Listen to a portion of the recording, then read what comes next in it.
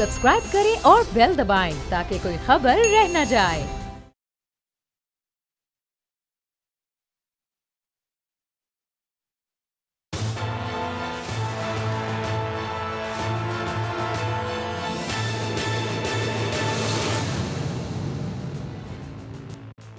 अस्सलाम वालेकुम। प्रोग्राम तज्ज़िया में मैं हूं अलीना अलियास, मेरे साथ मौजूद हैं समी इब्राहिम, राना ताहिर और आज के इस प्रोग्राम में हमारे साथ मौजूद हैं शुएब तारड़ साहब जो कि YDA से ताल्लुक़ रखते हैं। प्रोग्राम में आज जो हम टॉपिक डिस्कस करेंगे उसमें मिलिट्री कोर्ट पे जो सियासत हो रही है, नेशनल एक्शन प्लान पे जो सियासत हो रही है उसे डिस्कस करेंगे। फिर बिलावल भुट्टो जरदारी साहब सुना बीमार हो गए हैं, इससे जो ट्रेन मार्च था वो बीमार मार्च बन गया है और अब वो घर चले गए हैं।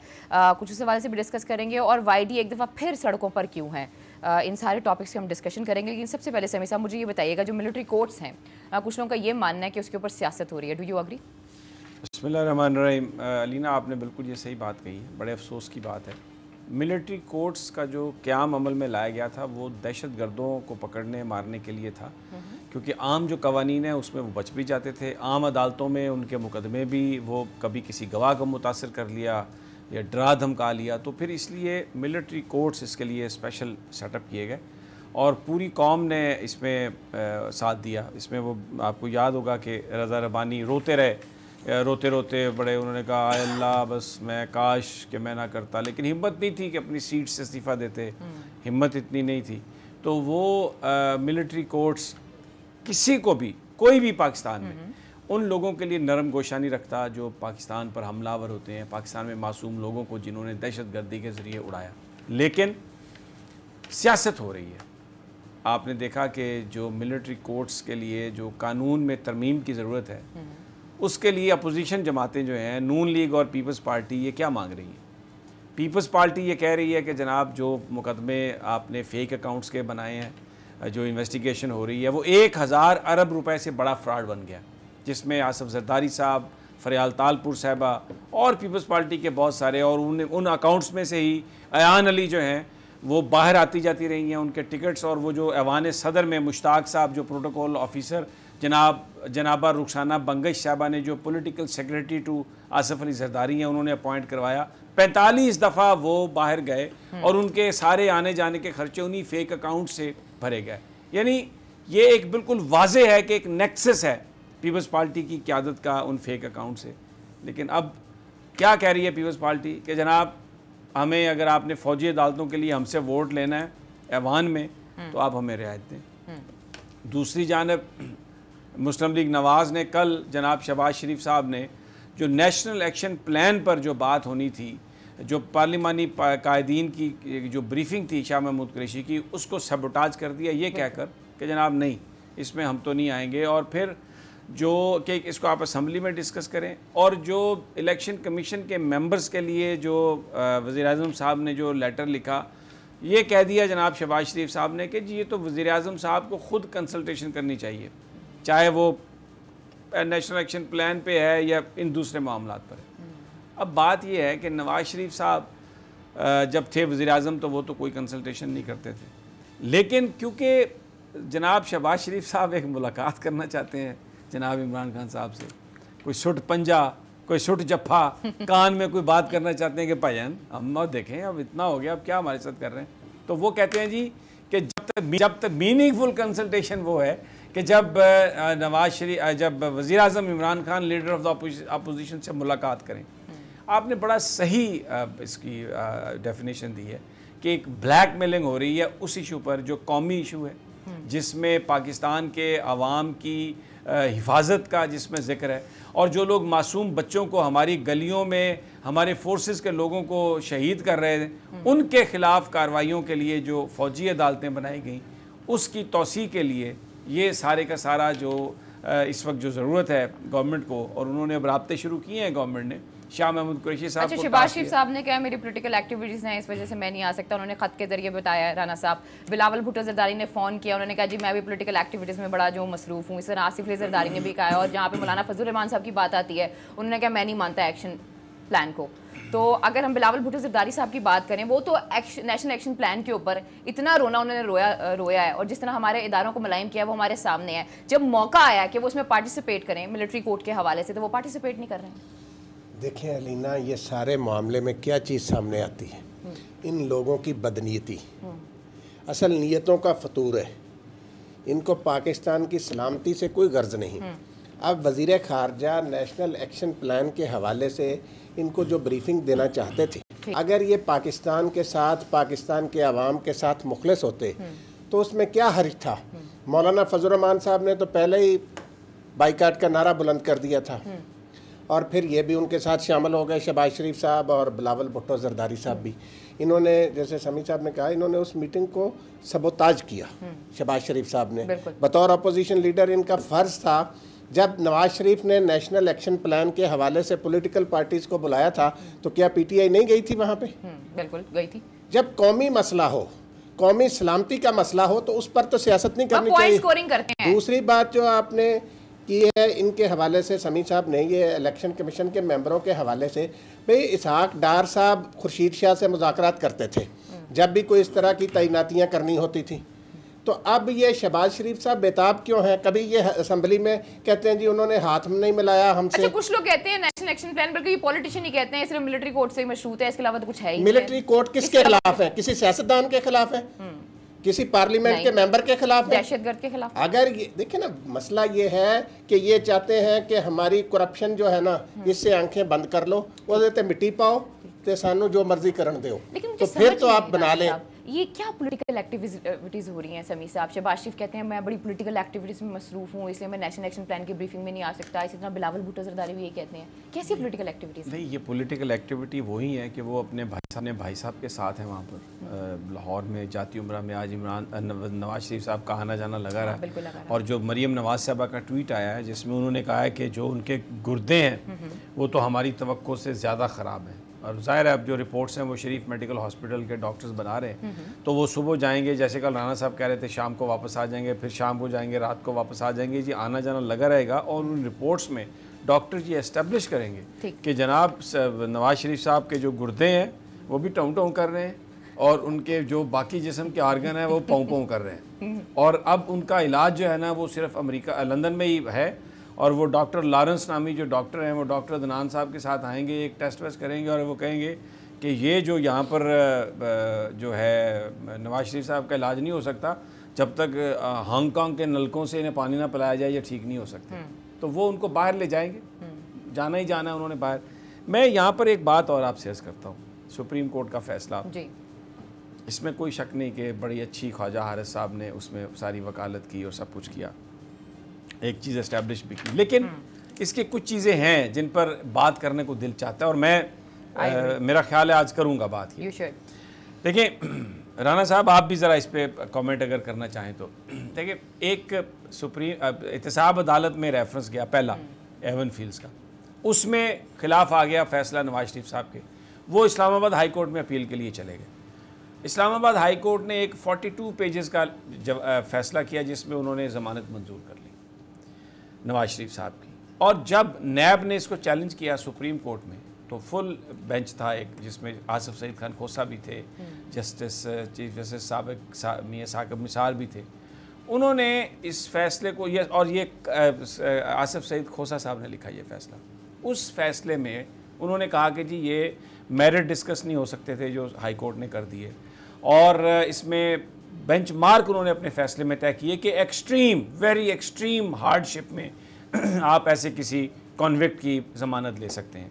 लेकिन जो नवाज शरीफ साहब की ज़मानत मंजूर कर ली गई थी इस्लामाबाद हाई कोर्ट में, उसको उन्होंने रिजेक्ट नहीं किया, उसको सस्पेंड नहीं किया फैसले को, ये कहकर कि चलें हाई कोर्ट ने ये एक्सरसाइज कर ली अपनी डिस्क्रिशन, तो हम इसमें इंटरफेयर नहीं करते, लेकिन बेंचमार्क तय कर रहे हैं कि आइंदा ये होगा। अब दूसरा रेफरेंस आ गया अल अजीज़ी और फ्लैगशिप का, एक में बरी हो गया, एक में सज़ा हो गई। फिर गए इस्लामाबाद हाई कोर्ट में। अब क्योंकि सुप्रीम कोर्ट की डायरेक्शंस आ चुकी थी तो इस्लामाबाद हाई कोर्ट के जजेस ने बड़ा तफसील से उसको सुना और सुप्रीम कोर्ट की डायरेक्शंस की रोशनी में उन्होंने कहा कि जनाब ये एक्सट्रीम हार्डशिप का केस नहीं है, इसलिए आपकी ज़मानत नहीं होगी। अब नवाज शरीफ साहब चले गए दोबारा उसी सुप्रीम कोर्ट में, जो सुप्रीम कोर्ट कह चुकी थी इस्लामाबाद हाई कोर्ट को कि एक्सट्रीम हार्डशिप में आपने ज़मानत लेनी है, और ये जो आपने मेरिट डिस्कस किए केस के ये भी नहीं करने चाहिए थे। और सारा वही रिपोर्ट्स जो इस्लामाबाद हाई कोर्ट के सामने थी, उन्हीं रिपोर्ट्स की रोशनी में सुप्रीम कोर्ट ऑफ पाकिस्तान ने इस दफ़ा खुद 6 हफ्ते की ज़मानत दे दी उनको, जनाब नवाज शरीफ साहब को। पहली जजमेंट से बिल्कुल मुख्तलिफ। पहले अब देखें ना, अब मुझे ये बताइए कि ये कितना ये कंफ्यूजिंग है। मैं और कुछ भी नहीं कहता, यानी इस्लामाबाद हाई कोर्ट ने ज़मानत ली तो सुप्रीम कोर्ट ने कहा जनाब ये तो बड़ा ये हो गया वो हो गया, पूरे बेंच मार्क दे दिए। दूसरी दफ़ा अब जब इस्लामाबाद हाई कोर्ट के पास दूसरा केस आया उसी तरह का, तो उन्होंने कहा यार ये सुप्रीम कोर्ट की बेंचमार्क है, सुप्रीम कोर्ट मना कर रही है, हम नहीं ज़मानत देते। तो वो सुप्रीम कोर्ट में जाके मियाँ नवाज शरीफ ज़मानत ले लेते हैं। तो गोया रिलीफ चाहे इस्लामाबाद हाई कोर्ट हो चाहे सुप्रीम कोर्ट हो, वो नवाज शरीफ साहब को मिलना ही था, मिलना ही है। ये एक ऐसा फैसला है जिसकी कोई मिसाल नहीं मिलती। बहुत सारे वकला से जिनसे मेरी बात हुई है अलीना, वो ये कहते हैं कि अदालत जो है बज़ाहिर ऐसा लग रहा है कि शायद जो एक बैकलैश था शायद उसको भी कहीं ना कहीं कंसिडर किया गया होगा। लेकिन बहरहाल हम कोई अदलिया हमारे लिए काबिल एहतराम है और हमें कोई तौहीन अदालत की इजाज़त नहीं है, ना ही हम सोच सकते हैं, और जो भी फ़ैसला जजेज़ ने किया होगा। लेकिन ये एक ऐसी मिसाल है जो लोग कहते हैं कि जिस तरह पाकिस्तान के मुख्तलिफ़ हिस्सों में जो नाजायज़ तजावुज़ात हैं, कि किसी जगह पे तो अदालत ये कह रही है कि जी ठीक है आप फ़ीस लें या इसकी कीमत ज़्यादा दे दें और उनको रेगुलराइज़ कर दें आप, और कुछ जगहों पर यह है कि नहीं जी आपने तजावुज़ात को गिराना ही गिराना है, चाहे वो करोड़ों रुपए लगे हुए हैं कुछ भी है। तो ये कन्फ्यूजिंग सिग्नल जा रहे हैं। इससे लोगों में एक तासुर ये फैल रहा है कि कहीं कोई NRO हो रहा है, कहीं ये जो पाकिस्तान के अंदर कानून है ये ख़ास ख़ानदान के लिए तो हमेशा नरमी का बायस बनता है और बाज़ लोग हमेशा इसकी सख्ती का शिकार होते हैं। तो ये एक चीज़ जो है ना ये चल रही है। अब इसका ताल्लुक है पॉलिटिक्स से। बिल्कुल आपने कहा ना, आप देखें ना वो शहबाज शरीफ साहब जो है वो आने के लिए तैयार ही नहीं है। वो कहते नहीं मैं नहीं आता, या मेरे से नवाज शरीफ साहब अपने इमरान खान साहब सुट पंजा करें या जफ़ा डालें, मेरे से बात करें तो मैं आता हूँ, नहीं तो मैं तो किसी कंसल्टेशन को बात ही नहीं करता मैं। और बिलावल भुट्टो का गला बैठ गया। सवेरे 4 बजे जो लाड़काना में उन्होंने तकरीर की है, वो जो आवाज़ें निकल रही थी ऐसा नहीं लग रहा था कि किसी इंसानी हलक से आवाज़ें निकल रही हैं। वो भी खत्म, मतलब वो, और बिल्कुल उनको कुछ यानी इतना बोले हैं, वो बेचारी नन्ही सी जान है और अपने अब्बा की करप्शन। तो आपको बड़ा प्यार आता है, कभी नन्ही सी जान कहते हैं, कभी उन्हें बच्चा कहते हैं, मुझे समझ नहीं आती खैर आपकी ये बात। जी देखें भाईजान, बात यह है कि जो अदालत उज़्मा का फैसला है ना नवाज शरीफ साहब के केस में, जो अदालत ने असूल मुतय्यन किए थे इस्लामाबाद नैब की अपील पर कि ये एक्सट्रीम हार्डशिप के केस में, तो वो देखें उन्होंने जो इस्लामाबाद हाई कोर्ट ने ज़मानत ली थी उसको तो ख़त्म नहीं किया था, लेकिन कहा था कि एक्सट्रीम हार्डशिप। और अब इस्लामाबाद हाई कोर्ट ने जो इनका ज़मानत रिजेक्ट की, वो यही उन्होंने कहा कि भाई उनकी नज़र में ये एक्सट्रीम हार्डशिप का केस नहीं बनता। बिल्कुल ऐसे ही है। अब मसला क्या है समी साहब कि जिस वक्त ये केस, अब कितने दिन पहले ये गया था इस्लामाबाद हाई कोर्ट में, 1 महीना पहले हो, जो बंदा सीरियस हो, जिसकी ज़िंदगी को ख़तरा लाहक हो, वो तो होता है एक्सट्रीम हार्डशिप का मतलब कि जिसकी ज़िंदगी को कोई फौरी ख़तरा लाहक हो। अल्लाह ना करे मियाँ नवाज शरीफ साहब की ज़िंदगी को कोई ऐसा ख़तरा हो। उसमें इस्लामाबाद हाई कोर्ट ने अपना फ़ैसला दे दिया। अब सुप्रीम कोर्ट में ख्वाजा हारिस साहब ने जिस तरीके से रोना धोना मचाया उनकी सेहत के हवाले से, तो सर यही रोना धोना मेरी बात तो मेरी गुजारिश सुने ना, मेरी गुजारिश सुने ना।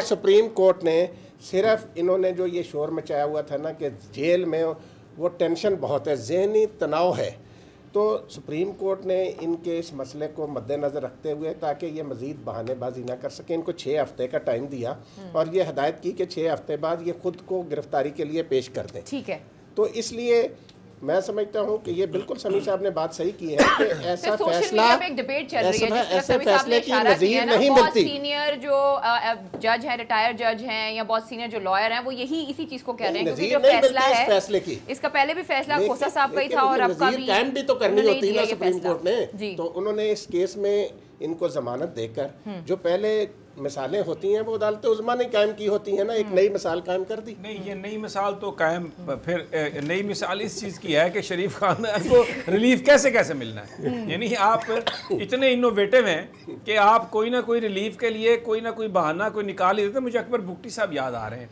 एक दफ़ा कौमी जब इनकी नवाज शरीफ साहब की गवर्नमेंट बहाल हुई जो की थी, वो उन्होंने जस्टिस नसीम हसन शाह ने, तो अकबर बुगटी साहब के साथ हम तमाम जर्नलिस्ट बैठे हुए थे, तो उससे बात हुई तो उन्होंने कहा भाई अब हम क्या कर सकते हैं? अगर अदालतें नवाज शरीफ साहब को इंसाफ देने पर तुल गई हैं तो इसको कोई नहीं रोक सकता। तो मैं ये कहता हूँ कि ये जो इनोवेशन है ये सिर्फ शरीफ खानदान के लिए आई है माजी में, डेफिनेटली आइन और कानून के मुताबिक ही होगी ये, क्योंकि जजेस कोई ऐसा काम नहीं कर सकते जो आइन और कानून से हटके हो, क्योंकि जज तो जहाँ पर भी हो, नाश्ते की टेबल पे हो तो वो अदालत होती है, गाड़ी में बैठा है तो वो अदालत है, जज तो हर जगह जज है। नहीं है भाईजान, यहाँ पे आप देखें कि पंजाब हुकूमत ने भी किस तरीके से किया कि रात को 1 बजे जेल खोली गई।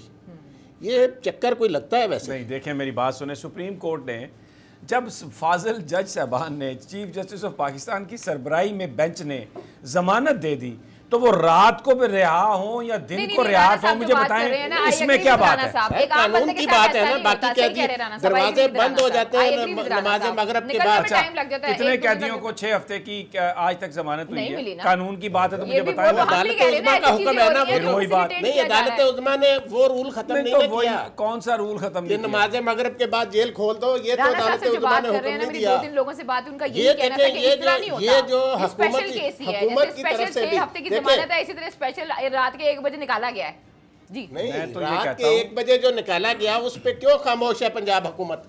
इसलिए जो समी साहब पिछले कई महीनों से भी थोड़ी सी बात कर जाते हैं एनआरओ की, तो उसकी कहीं ना कहीं से कोई ना कोई बू आना शुरू हो जाती है अली ना। नहीं, बू तो आएगी, लेकिन मैं तो ये एक बात करता हूँ कि आपने, अच्छा जी, आपने अब सुप्रीम कोर्ट ने जो एहलकार मुअत्तल किए हैं वो एडमिनिस्ट्रेटिव फैसला सुप्रीम कोर्ट का है, मैं उस पर कोई तनकीद नहीं कर रहा, लेकिन मैं ये सोच रहा हूँ कि जिसको रिहा कर दिया सुप्रीम कोर्ट ऑफ पाकिस्तान ने कि जनाब जाएं आप, और उनसे हम वहाँ पर, मुझे राजा आमिर अब्बास और हम खड़े हुए थे, तो मैं जिस वक्त ये सब बातें हो रही थी तो एक आवाज़ मेरे कान में पड़ी, मुझे याद नहीं है वो किसकी आवाज़ है, तो उसने मुझसे कहा कि क्या ये आर्गूमेंट हो रहा है, और उस वक्त ये हो रहा था कि आप कितने हफ्तों के लिए जेल चले जाएं, कितने हफ्तों के लिए ज़मानत हो जाए, कहीं यहाँ पर इलाज करा लें। तो वो बड़े माहिर कानूनदान ही थे, आवाज़ उनकी आई मेरे कानों में कि क्या ये आर्गुमेंट हो रहा है। अब देखिए मेरी बात सुनिए, कौम के सामने एक्सपोज कर दिया। मुझे एक ब्रेक लेनी है, तो मैं जब वापस आऊंगी तो मेरा सवाल आपसे ये होगा कि उसके हवाले से एक्सटेंशन होगी, वो जो तरमीम करनी है वो तरमीम होगी, और अगर तरमीम हो जाती है तो इसका मतलब ये है आपके जमात इस्लामी को,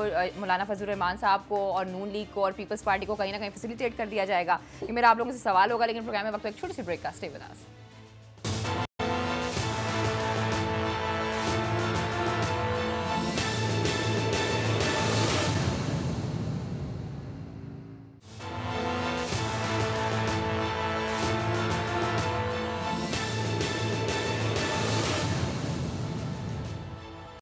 वेलकम बैक नाज़रीन, एक दफ़ा फिर आपको खुशामदीद कहते हैं। नेशनल एक्शन प्लान के हवाले से भी वज़ीर आज़म पाकिस्तान का बयान आ रहा था, जिसमें वो कह रहे थे कि इसकी राह में कोई भी रुकावट होगी उसे हर सूरत हटाया जाएगा। समी साहब, किस तरीके से हटाएंगे?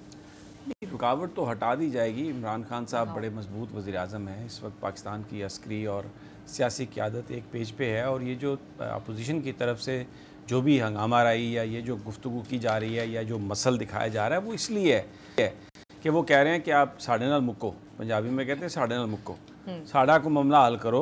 अबू जेल में नहीं जाएंगे, एक अबू जेल से बाहर हॉस्पिटल में आएंगे और हॉस्पिटल से अबू लंदन जाएंगे। तो अबू, फूफी, चाचा, मामा, ये सारे वो कह रहे हैं जी आप हमारे से बात करें मुक्को और हम इसमें आ जाएंगे। तो इमरान खान साहब को पता है कि इनकी क्या प्रॉब्लम है, क्या ये करना चाह रहे हैं, क्या ये मांग रहे हैं, तो वो तो जाने देंगे। इमरान खान साहब, देखें इमरान खान साहब तो उनकी तो ख्वाहिश है कि ये ना जाएं और वो रोकने की कोशिश करेंगे, लेकिन जिस तरीके से हालात अभी हो रहे हैं ना, नवाज शरीफ साहब जितनी तेज़ी से उसके अपने हॉस्पिटल में आ रहे हैं, अच्छा, जा रहे हैं, और पहली रिपोर्ट आ गई है और पहला ट्वीट आ गया, ये अगले 4-5 दिनों में ऐसा लगेगा कि ये कायनात थमने वाली है, और नवाज शरीफ साहब अगर लंदन नहीं जाएंगे तो बस अल्लाह माफ़ करे कुछ ना कुछ हो जाएगा। सारे तबलची रात को तालियां बजाएंगे 7 से 8, 9, 10 बजे। बड़ी इन्वेस्टमेंट हुई है नून लीग की, और आके यहाँ पर सवाए इसके कि नवाज शरीफ बीमार हैं, नवाज शरीफ सो गए, नवाज शरीफ उठ गए, लेट गए, बैठ गए, करवट ले ली, हंस पड़े, रो पड़े, इसके अलावा कुछ नहीं होगा। ये आप टीवी के बड़े बड़े शोज़ में नवाज शरीफ साहब बीमार हैं, नवाज शरीफ साहब का दिल धड़क रहा है, कोई बंदा बात नहीं करेगा कि कितने गरीब पाकिस्तान में इस वक्त इलाज के बगैर हैं, और वो जो अरबों रुपये लूट के ये सारे बाहर ले गए हैं वो पैसा कहाँ से वापस लाए, इस पर कोई चैनल बात नहीं करेगा। सारे के सारे और इसमें वो इसमें शरीक है, सारे तबलची दरबारी सब अपना अपना रंग दिखा रहे हैं इस वक्त, और पता नहीं क्या कुछ कह रहे होंगे। ओ कौम को साथ लेके चलना है, भारत के खतरात मंडरा रहे हैं, ये इनको सबको साथ लेके चलें तो मुल्क टूट जाएगा। कमर ज़मान कारा साहब कहेंगे ओ सिंध को क्या मैसेज दे रहे हैं, शहबाज शरीफ साहब कहेंगे ओ जाती उमरा को क्या मैसेज दे रहे हैं। ये एक टोपी ड्रामा चलता रहेगा भाई। लेकिन इमरान खान वज़ीर आज़म पाकिस्तान तहिया कर चुके हैं, किसी को NRO नहीं देंगे, किसी को कुछ नहीं देंगे। अब तो कमांडो को वापस लाने की बात हो रही है। देखें कमांडो दुबई में जैसे ही उनके वापस आने की इससे पहले बात हुई तो कमांडो जो है वो हॉस्पिटल चला गया, तस्वीरें छाप के उन्होंने भेजी कि बीमार है कमांडो जल्दी नहीं आ सकता।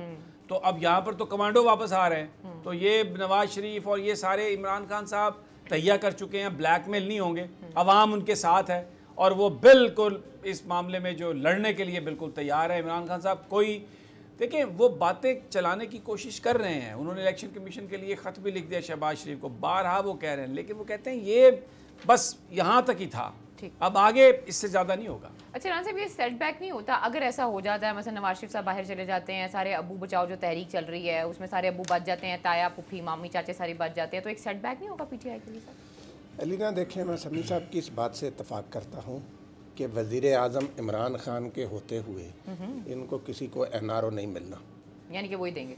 नहीं देंगे। अच्छा, ये NRO मिलने का सवाल ही पैदा नहीं होता। ये छोटी मोटी जो रुकावटें हैं ना एक दिन देखें, इमरान खान ने जिस दिन ये तहैया कर लिया कि उन्होंने अवाम के पास जाना है, मेरी बात तो सुने ना, तरमीम करनी है, है, नहीं आपका सवाल जो भी है, असल इशू क्या है? खतरा इमरान खान को अपोजिशन से नहीं है। मैं आपको बता देता हूँ, ये डॉक्टर शुएब तारड़ बैठे हैं ना, खतरा किस चीज़ से है कि वो बेनज़ीर हॉस्पिटल के डॉक्टर न्याजी को इन्होंने राजा बिशारत ने एक गुंडागर्दी की, एक घटियापन का मुजाहरा किया, धमकी दी और फिर इंतहाई शर्मनाक अंदाज में पंजाब असम्बली को इस्तेमाल करके एक हमें झूठी सी करारदाद पेश करके वहाँ पर उन्होंने डिप्टी स्पीकर साहब ने फारिग करवा दिया डॉक्टर तारक न्याजी साहब। वादा किया वज़ीर आला पंजाब ने, शहबाज गिल साहब ने आके बड़े अपने वीडियो बयान चलाए, लेकिन ब्लैकमेल करते रहे कि जी इधर नहीं उधर चले जाएं, यहाँ नहीं, और अभी तक उनकी बहाली नहीं हुई। ये कल YDA इस पर एहतजाज कर रही है, वो हमारे साथ है, नंबर 1। दूसरा, आप इलाज मुआवजे की हम बात कर रहे हैं ना, ये हॉस्पिटल्स को, सरकारी हॉस्पिटल्स को प्राइवेटाइज़ करना जा रहे हैं और इन्होंने बीच में ये जो सेहत कार्ड है ना, ये इससे बड़ा फ्रॉड कोई नहीं है। कार्ड क्या है कि स्टेट लाइफ इंश्योरेंस को आप बीच में ले आए हैं, थर्ड पार्टी को, कि मरीज़ को जो डॉक्टर या हॉस्पिटल देखेगा उसकी पेमेंट वो इंश्योरेंस कंपनी कर देगी, वो इंश्योरेंस कंपनी को पैसा सरकार देगी। जब पैसा सरकार नहीं देना है तो बीच में इंश्योरेंस कंपनी लाने का क्या फ़ायदा था? आप डायरेक्टली वो जो ग्रांट है वो उसी हॉस्पिटल को दें। अब जिसके पास सेहत कार्ड नहीं है, पैसे तो उसको भी देने हैं। इसका मतलब ये है कि आपने वो सारे का सारा प्राइवेटाइज़ कर दिया, लोगों की जेब से पैसे निकालने की आपने वो साजिश तैयार कर ली है और आपने ट्रक की बत्ती के पीछे लोगों को लगा दिया है। डॉक्टर साहब शुएब तारड़ साहब, हमें ये बताइए कि अब ये जो हॉस्पिटल्स को प्राइवेटाइज़ कर रहे हैं उसके ख़िलाफ़, डॉक्टर तारक न्याजी की बहाली नहीं हो रही उसके हक़ में आप कल से एहतजाज शुरू कर रहे हैं। मुझे ये बता दें, आप एहतजाज क्या करेंगे, कब तक करेंगे, कैसे करेंगे, और इसके अलावा का अगर आपकी कोई डिमांड है तो वो भी बता दें। जी बिस्मिल्लाहिर्रहमानिर्रहीम। जैसा कि इस वाक़े को आज 2 महीने हो चुके हैं, 4 फरवरी का ये वाक़ा है, 5 फरवरी को ट्वीट आ जाता है शहबाज गिल साहब का कि जी इनको बहाल कर देते हैं।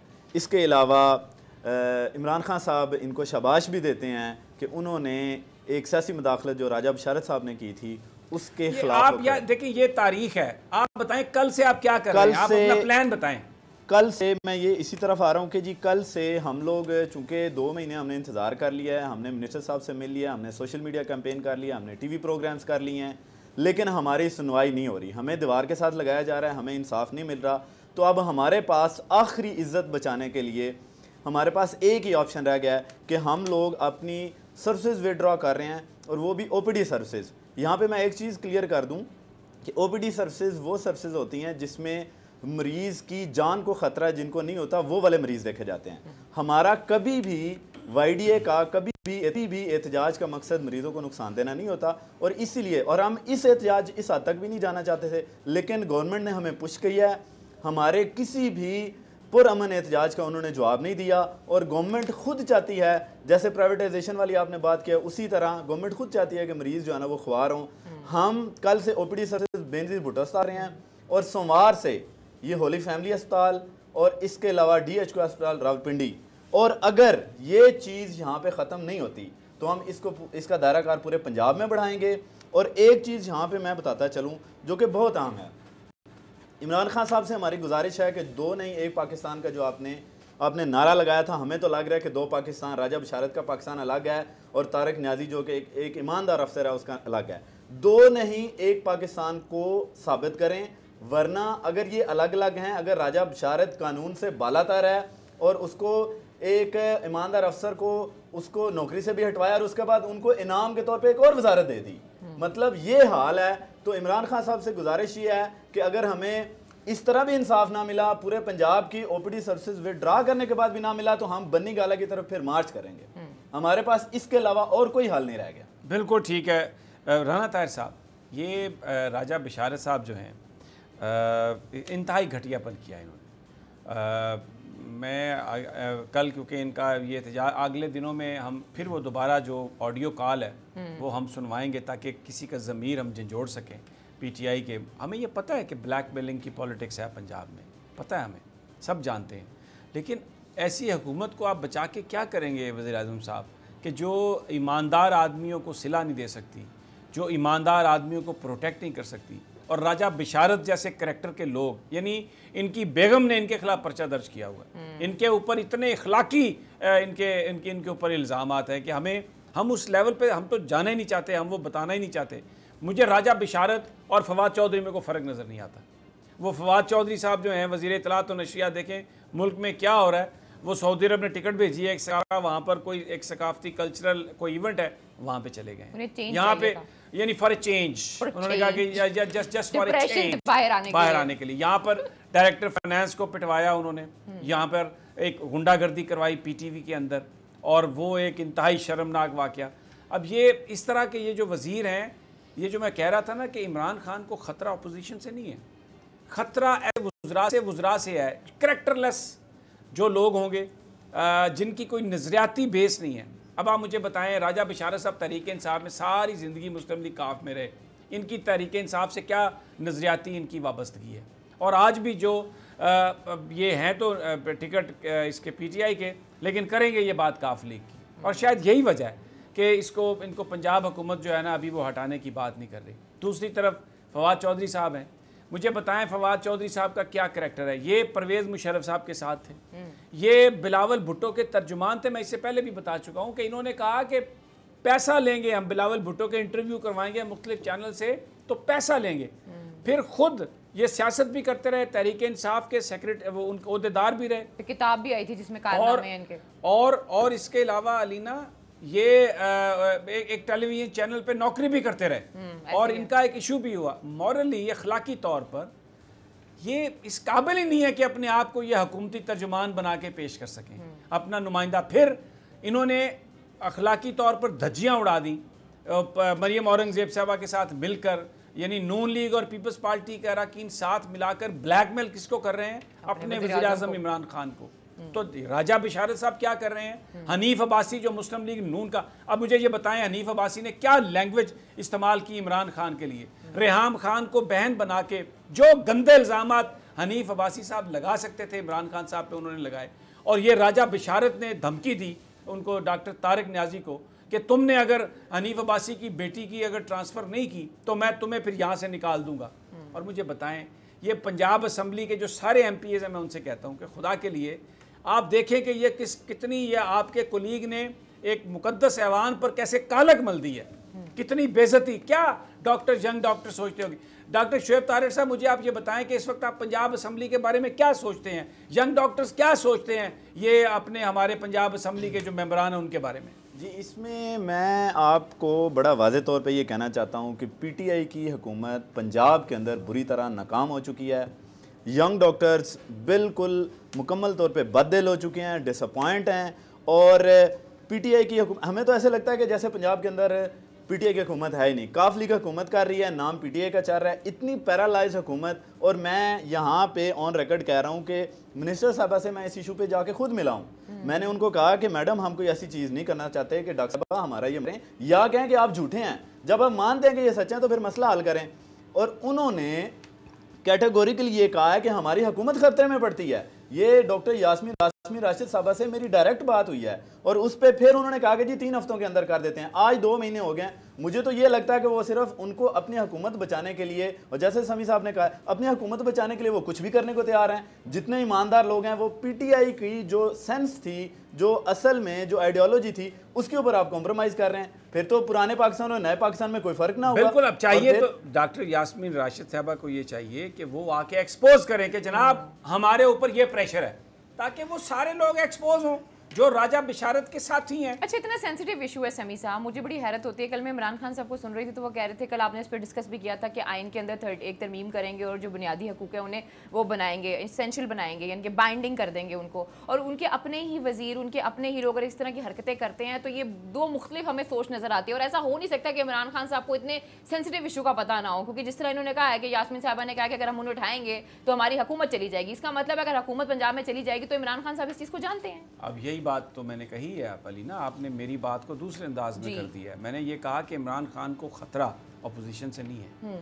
इमरान खान को सबसे बड़ा खतरा अपनी जमात के इस तरह के जो उठाई गिरे हैं ना, जो उचक्के हैं, जो बिल्कुल इंतहाई घटिया जिनका किरदार सामने आ गया है, जो एक्सपोज हो गए हैं, उनसे है। क्योंकि इनके कामों की वजह से जो तरीके इंसाफ का जो एसेट है ना, वो उसके नजरियात हैं। करप्शन के खिलाफ जहाद है, मेरिटोक्रेसी का क्याम है। तो ये जो लोग हैं उस राह में आकर रुकावट बनते हैं। अब जैसे आपने कहा कि क्या इमरान खान साहब को नहीं पता, बहुत सारे तरीके इंसाफ के लोग ये सवाल कर रहे हैं कि जनाब क्या वज़ीर आज़म साहब को नहीं पता, ऐसी हुकूमत बचाने का क्या फ़ायदा जो उस चीज़ को ही पूरा ना कर सके जिसकी वजह से, जिसकी बुनियाद पर, या जिसको करने के लिए आप हुकूमत में आना चाहते थे। तो ये हैं वो बड़े संगीन मसाइल, ये हैं वो चैलेंजेस इमरान खान साहब के, क्योंकि उनके पास ऐवान में अक्सरियत नहीं है। बहुत, मैं आपको एक बात बताऊँ, आप भले इस बात से डिसएग्री कर लीजिएगा, मैं सरकारी अफसरों में, दफ्तरों में जाता हूँ, मैं आपको बता रहा हूँ, इवन ये सीडी है, हमारे कुछ दोस्त हैं वो कारोबार भी करते हैं। मेरे से आज एक मेरा दोस्त, मेरा कुलीग मुझसे शेयर कर रहा था कि ये बात सही है कि अब दफ्तरों में उस तरह जैसे पहले सिफारिश चलती थी, उस तरह जिस तरह पहले पैसा चलता था, अब ऐसा नहीं है। यानी मैं CDA की बात कर रहा हूँ। और उसकी एक वजह यह है कि वहाँ पर एक चेयरमैन भी आमिर अहमद अली, बड़े वो ज़बरदस्त आदमी है, लेकिन टॉप से हर चीज़ आती है। आप सेक्रेटेरिएट में चले जाएं, वहाँ पर भी लोग अपनी सीटों पर मौजूद हैं, और जो एक इंटरटेनमेंट के नाम पर बहुत ज़्यादा खर्च किया जाता था वो बंद कर दिया गया। मुझे एक डिप्टी सेक्रेटरी ने बताया कि अब मुझसे कहा उन्होंने, सेक्रेटरी साहब ने, कि यार ये चाय पानी नहीं है तो फिर क्या करूँ। तो उन्होंने कहा ऐसा करो, कोई जग गिलास तोड़ो, कोई शीशे तोड़ो, उसकी रिपेयर के लिए पैसे ले लो। तो उन्होंने कहा सर जी ये आप उसका बनाएं बिल रिपेयर करने का, तोड़ने का, मैं ये काम नहीं करूँगा। तो एक चेक आया है, इदारों में काम होना शुरू हुआ है। जो पहले पैरालिसिस की बात थी, किसी भी सरकारी ऑफिस में कोई काम नहीं होता था, ऐसा अब नहीं है। ये तो नाहल वजीर है फवाद चौधरी, जो ये हुकूमत की अचीवमेंट्स को ये वजारत इत्तलात और नशरियात बयान ही नहीं कर सकी कि जो एक तब्दीली आहिस्ता आहिस्ता आ रही है। ये 70 साल का मुआशरा ख़राब हुआ है, उसको ठीक करने में टाइम लगेगा, कुछ टाइम लगेगा। लेकिन ये रात को तबलची बैठ जाते हैं 7-8 बजे और बजाते हैं तबला और अपने राग सुनाते हैं, राग शरीफिया, कोई अपना राग, वो जो दूसरा पिपलिया, वो सारे राग सुनाते हैं उन्हीं लोगों को बुला के, और वो एक गलत पिक्चर पेंट करते हैं। लेकिन जो असल ख़तरा है वो अपनी ही पार्टी के अंदर के लोगों से है। ये यंग डॉक्टर्स तहरीक इंसाफ के लिए लड़े हैं, अक्सरियत तहरीक इंसाफ की है। और ये देखें, किसी मुल्क में जो डॉक्टर सबसे ज़्यादा पढ़ा लिखे जाने वाला तबका है, ये यंग बच्चे बच्चियाँ, ये हमारा एसेट हैं, ये पाकिस्तान का फ्यूचर हैं, ये मसीहा हैं। अब ये सड़कों पर आ रहे हैं किस लिए कि आपने एक ईमानदार मसीहा को निकाल दिया, एक बददियानत और एक ऐसा वजीर जिसने अपने ओथ की खिलाफ वर्जी की। तो ये खतरे हैं, ये खतरात हैं इमरान खान साहब को। राना साहब कुछ बयान फरमाइए। देखें समी साहब, बात यह है कि इमरान खान इसी सिस्टम के नतीजे में, इसी कानून के तहत, इसी आइन के तहत पाकिस्तान के वज़ीर आज़म मुंतखब हुए हैं पार्लिमानी निज़ाम हुकूमत की बुनियाद पर। तो ये देखें, वक्त आएगा, अभी इमरान खान जो एजेंडा लेकर चल रहे हैं गुर्बत के खात्मे के लिए, लीना भी कह रही थी कि उन्होंने जो बुनियादी हकूक़ में बातें शामिल करने की बात की है, तो ये सारे काम करने के लिए एक वक्त आएगा कि इमरान खान को अवाम से रजू करना पड़ेगा, और अवाम इमरान खान को पहले से ज़्यादा वोट देंगे। ताकि वो आवाम की ताकत से इक़्तिदार में आए, आइन और कानून में तब्दीली करें, ऐसे कवानीन जो आवाम के बुनियादी हकूक़ की फ़राहमी में रुकावट हैं उनको ख़त्म करें। जहाँ तक यंग डॉक्टर्स का ताल्लुक़ है, समी साहब ने सही कहा कि ये कौम का सरमाया है।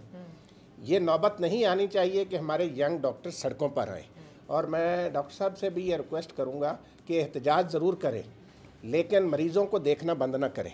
OPD में भी आने वाले मरीज़ ही होते हैं, मरीज़ों को देखना बंद ना करें, एहतजाज करें अपने मुतालबात के हक़ में। ये आपका जमहूरी बिल्कुल राना साहब की जो बात है, मैं डॉक्टर साहब आपको यकीन दिलाता हूँ, कोई और चैनल आए ना आए, आपकी जो हड़ताल है, आपका जो एहतजाज है, बोल TV लाइव उसको दिखाएगा। लेकिन हमारी दरख्वास्त आपसे ये है कि आप मरीज़ों को पट्टियाँ बांधें, आप मरीज़ों को इलाज मुआवजा दें। हम जिस वक्त तक आप एहतजाज करते रहेंगे, हम लाइव अपनी स्क्रीन पर वो बात दिखाएंगे। पूरे पाकिस्तान के डॉक्टर्स का जो एहतजाज है आप करेंगे अपने मुतालबात के लिए, हम कोशिश करेंगे। और हमारा मकसद क्या होगा कि वज़ीर आज़म साहब इसका नोटिस लें, चीफ मिनिस्टर साहब इसका नोटिस लें, काफ लीग की क़यादत इसका नोटिस ले और राजा बिशारत को एक शटअप कॉल दें कि ये तुमने क्या ईगो का मसला बना लिया है। डॉक्टर साहब, मुझे तो ये भी पता चला है कि बीच में ये भी ऑफर्स आती रही हैं कि डॉक्टर तारक नियाजी साहब को किसी और हॉस्पिटल में लगा देते हैं, MS लगा देते हैं। अब ये ईगो का मसला है, ये कोई बड़ी इनकी लंबी नाक है, कोई इतनी तोते की तरह पता नहीं क्या गर्दन है इनकी, उसमें सरिया आया हुआ है ये राजा बिशारत साहब का, कि इनकी ईगो ही जो है ना वही ख़त्म नहीं हो रही। कोई इस किस्म की भी बात हुई थी? जी, मैं इसमें जैसा कि आपने पहले जिक्र किया है, हम लोग कभी भी यंग डॉक्टर एसोसिएशन कभी भी नहीं चाहती कि मरीज़ जो है वो अफेक्ट हों या उनके ट्रीटमेंट में कोई रुकावट हो। देखिए, आपके साथ मिलकर हम पिछले 2 महीने से इस चीज़ के बारे में चीख रहे हैं, चीखो पुकार कर रहे हैं, एहतजाज पे एहतजाज कर रहे हैं, लेकिन कोई हमारी आवाज़ सुनने के लिए तैयार ही नहीं है। हम कहते हैं हम अपने मरीज़ों के लिए, अगर खुदा न खासा मरीज़ों के ख़िलाफ़ कोई एक्शन होता है, जैसे अद्वियात की कीमतें बढ़ती हैं, YDA सबसे पहले उठाती है, उस इशू को उठाती है। इसी तरह पिछले दिनों में इन्होंने टेस्टों की कीमतों में इजाफा कर दिया, यंग डॉक्टर्स आए, ICU CCU नहीं है, अस्पताल के अंदर बेड्स नहीं है, ये सारे मसाइल हम लोग उजागर करते हैं। बात यह है कि हम लोग मरीज़ों के ट्रीटमेंट को, हम तो चाहते हैं कि हम अच्छे तरीके से परफॉर्म करें, लेकिन हमें खुदारा हमें इंसाफ दें ताकि हम अपने काम पे फोकस कर सकें। दूसरी जो आपने बात की है राजा बिशारत साहब, मैं बड़ी शर्मिंदगी से हमें ये कहना पड़ता है, हमें शर्मिंदगी से कहना पड़ता है कि जी हमें ये बताया जाता है कि राजा बिशारत साहब जो हैं उनकी ईगो है, ये बात उनकी ईगो पे है कि उनको अगर वहाँ से हटा के किसी और जगह पे हम भेज देते हैं, उनको लाहौर में MS लगा देते हैं, उनको किसी और अस्पताल में MS लगा देते हैं। अगर इस अस्पताल में काम करना है तो उनको MS नहीं लगाएंगे, क्योंकि बादशाह सलामत राजा बिशारत जो वजीर कानून से बालातर, एक नहीं दो पाकिस्तान के नारे वाले, चौधरी साहब हों, राजा बिशारत साहब हों, सब ने अपनी ईगो का मसला बनाया हुआ है। लेकिन जाते इतना कहना चाहूँगी कि जो PTI की गवर्नमेंट है वो ज़मीन से तो तेल निकाले, लेकिन लोगों का तेल ना निकाले, उसकी बड़ी मेहरबानी होगी। बाकी राना साहब को, समी साहब को और मुझे इजाज़त दीजिए, अपना बहुत ख्याल रखिए। अल्लाह ने के बाद।